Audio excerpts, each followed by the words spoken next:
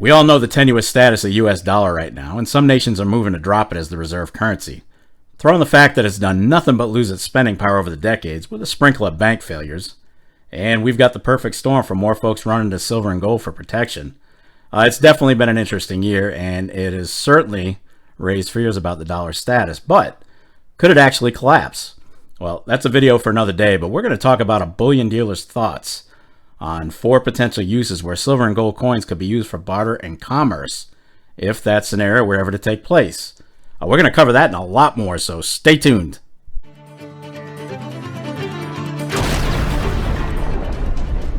Well, how you doing out there, YouTube? Welcome to another episode of the Silver and Gold Stack Attack. And as always, I hope everyone's doing well, and I'd like to thank you for being here today to check out the new video. The amazing support you've given the channel is really appreciated, more than you know. And I'll give you one guess as to what I'm going to say next. Yep, best damn community on YouTube, hands down. You guys are awesome. So today we're gonna review some recent thoughts by a bullion dealer in Atlanta about 4 potential uses for silver and gold if the dollar were to collapse. You might remember Tony at Atlanta Gold and Coin from the IRS 2-part series that I did some time ago. Really knowledgeable guy, and we had a blast in that interview. But he also writes articles, and we're going to cover one of those today. So that being said, let's go ahead and roll it.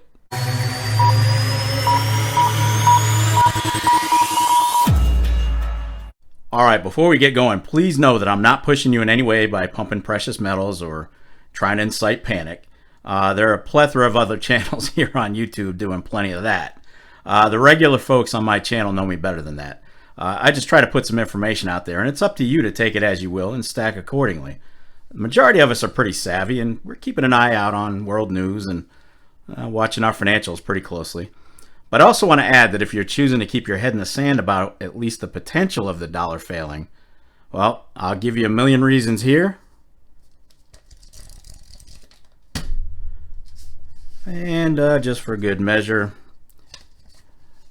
50, 70, 85, 86 billion 200 million reasons here. So yeah, bottom line is roughly 28 nations have experienced hyperinflation over the last 25 years. So it's definitely worth keeping your ears to the wall and keep learning and doing your own diligence. Keep rocking on. Alright, so Tony's first point was in regard to gold and silver as legal tender among the U.S. states. Now, through April 2023, and as you saw in that chart just a few seconds ago, 11 U.S. states are already accepting gold and silver coins as legal tender, and more states have either tried to reintroduce gold and silver as currency, or they're in the process of it.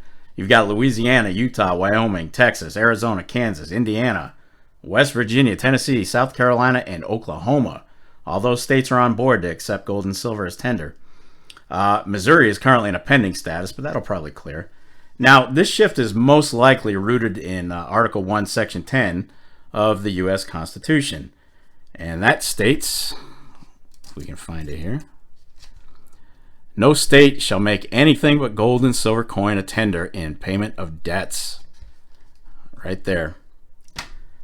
It would appear that more states are jumping on board the precious metals train because, hell, they're seeing the writing on the wall for the fiat dollar. And a funny thing about this, a lot of folks living in these states have no idea that they're accepting gold and silver for payments.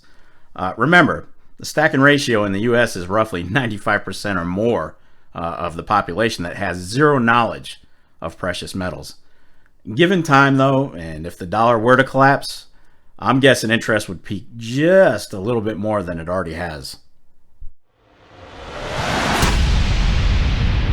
Next, Tony brought up gold and silver exchanges. He pointed out that currencies don't fail overnight when they collapse, and that people will start exchanging dollars for in-demand goods pretty quickly.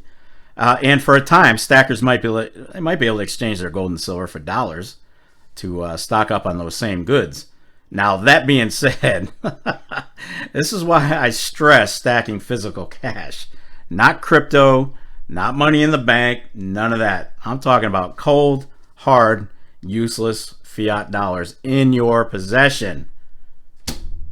Key point, in your possession. I add to the pile every week because I don't want to exchange my metals in time of need for a dollar that's damn near dead just for supplies that I should have been accumulating all along. Most of us realize it's essential that you keep a stock of critical supplies in the first place, namely food, water, meds, weapons, ammo, yada, yada, yada. You all know the drill. But he does note that in a hyperinflation scenario, the option for exchanges might be a moot point since the dollar will be worth zilch at that point. Moving on to the third point that Tony brought up, and that was bartering with precious metals. Now, it stands to reason that a lot of things would be considered for barter if the dollar went down, right? People are going to trade items for items, and again, with that very low percentage of the U.S. population being aware of the value of precious metals, gold and silver might not be the main asset we barter with right off the bat, but it most likely would be at least one of them, given time, right? Gold and silver have been used as money for thousands of years, and that's not going to just disappear. Like I said, it might take a little bit of time to catch on, but it's absolutely not going to go away. Now, my guess is this. As more states adopt metals as legal tender before the potential crash of the dollar, more folks will probably catch on. Panic tends to send people looking for alternatives. And I could totally see that taking place at some point after the fact. But Tony also brought up another good point. You have to have readily recognizable silver and gold if you're going to barter. 90% dimes, quarters, half dollars, those are great for easily divisible silver content, which makes them perfect for trading. Benjis, Walkers, all good. All good stuff. And you can also, along with American Gold or Silver Eagles, you can also use other government-issued bullion as well as recognizable rounds and bars from legit mints. One caveat, though. I know I keep bringing this up, but it's a huge, huge point of contention.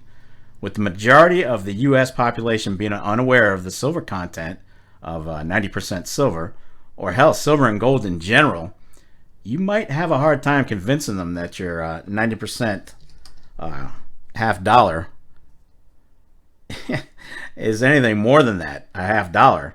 It's a realistic scenario that could easily come into play. I've always said that metals would be more accepted later in the shtf scenario or during the rebuild. Last point, and that was the potential for underground markets. So in the event gold and silver isn't readily acceptable for barter, as we just talked about, well, there's a chance that you might be able to hit these quote-unquote underground or black markets to buy essential items. And since those markets pop up in dire economic times, well, the logical idea is that they're not going to be accepting dollars, and gold and silver will be an acceptable trade for goods and services. Now, if it ever came to that, you definitely want to have more bullion gold and silver than niche or collectible gold and silver, because there's a good chance that your awesome slabbed pre-33 will only go for the standard amount of gold. And we all know this is worth well over $2,200 right now just by itself, and it's what, 0.9675 ounces of gold, not quite an ounce. So there's a chance you could get hosed on the slab stuff and the pre-33. But yeah, make sure you have 110s, quarter ounce, half ounces, easily divisible gold. I love 110s. I hate the premiums on them, but they could actually be a necessary evil if we ever get to these times that we're talking about here. And if that happens, it's going to be gold for gold. So long, premiums. Welcome to the new world. 3 hours later. Can you move it along? I'm all out of time cards. All right, so there you have it. Big shout out to Tony Davis over at Atlantic Gold and Coin Buyers for the really insightful article. And again, while we don't know if the dollar will collapse, we do know history, right? And history tells us that every fiat currency in the past has failed at some point. What makes the dollar any different? Now, what we don't know, what we just don't know, is the when it'll happen. So, being aware of that, I prepare accordingly as if it's going to happen in my lifetime. And if it doesn't, I'll just rotate through my supplies, restock, continue stacking metals and ammo, and be prepared for the worst. Better to be aware than unaware, right? Ignorance is not bliss when we're talking about our future. All right? Anyway, be sure to leave a comment down below and let me know your thoughts. I do love to read through them, and I do try to respond to each one. And that's going to wrap it up for this episode of the Silver and Gold Stack Attack. If you made it this far, well, kudos to you. I'll definitely catch up with you in the next episode, but in the meantime, What's that madman got to say to you? What do you want to do with your life?